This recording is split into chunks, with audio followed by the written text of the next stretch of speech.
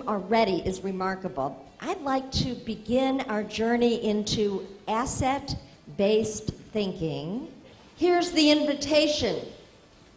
If you want to be an asset-based thinker, your job as you commute home is to take an inventory of what has gone right in your day. Your job at the dinner table is to have a conversation about the progress, the victories, the triumphs. Think about what you usually talk about at the dinner table. George Bush.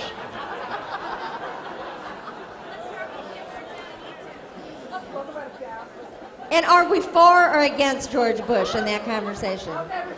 She's never saying a thing. She's not divulging anything. We typically exchange information about what went wrong, who frustrated us, about what we don't want any more of. But the truth of the matter is here, it's within our power. It's within your power right now to decide that this very day you're going to be about getting what you want. It's all about finding the gold, the assets in the situation, which is what today is all about. Reigniting that ability to find out what you want and make that more important than what you don't want. This is the beginning of the mindset that helps us move into the category that's most important in terms of asset-based thinking. Change the way you see yourself. You magnify what's best and focus on what's next. I want you to think about 5 assets, talents, capabilities, skills, personality traits that you possess, 5 qualities. I want you now to write down one aspiration. One thing that you believe over the next few months, if you would really focus on, you could develop. What are the things that I can catch myself doing right? How can I intentionally draw on those assets? And unfortunately, most of us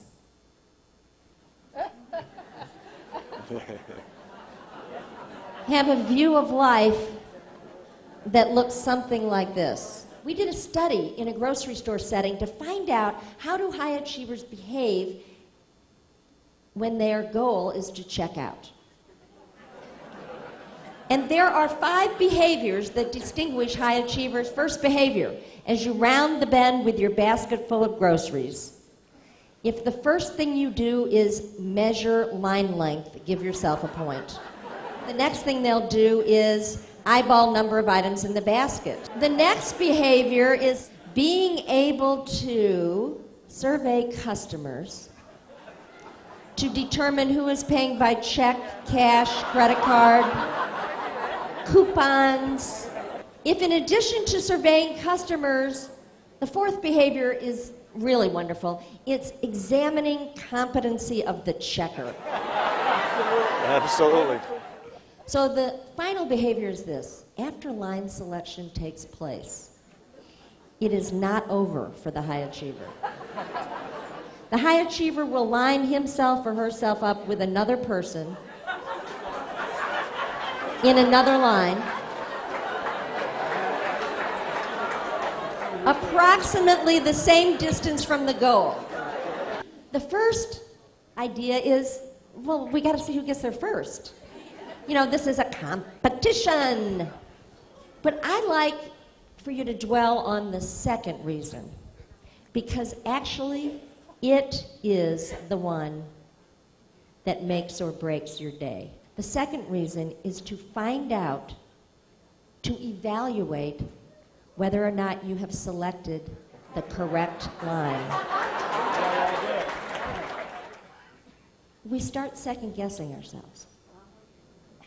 Should have picked the other line.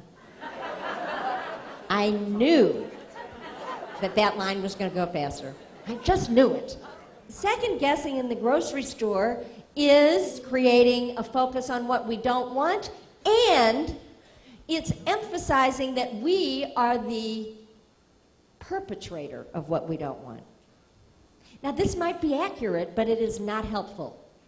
So I'm going to teach you a 3-part technique that you can use in any circumstance to shift from I could have done this, I should have done this, I didn't do this, this is a problem, to here's what's next, here's what's possible, here's what I can do.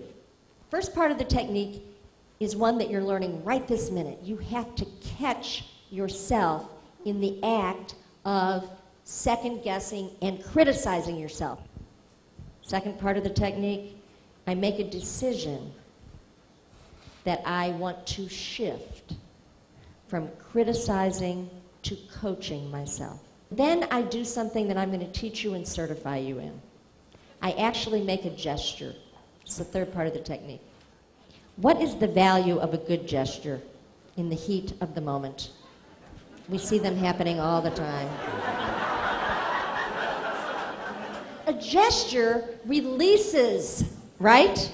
It's a release mechanism, and it's a message. You're sending a message along with the release. And here's the message that I send myself and that you can send yourself. Aside from all of that, I can solve this anyway. I am thinking about what do I have to bring to bear on the situation? What could others help me out with? How could I actually use the situation to my best advantage? This is an Indian saying. The only difference between fear and excitement is breathing. Adrenaline services both, excitement and fear. And what we really want to do today is to be able to have just enough energy to leap out of bed, to be able to look at whatever the barriers are in front of us and let our vision prevail.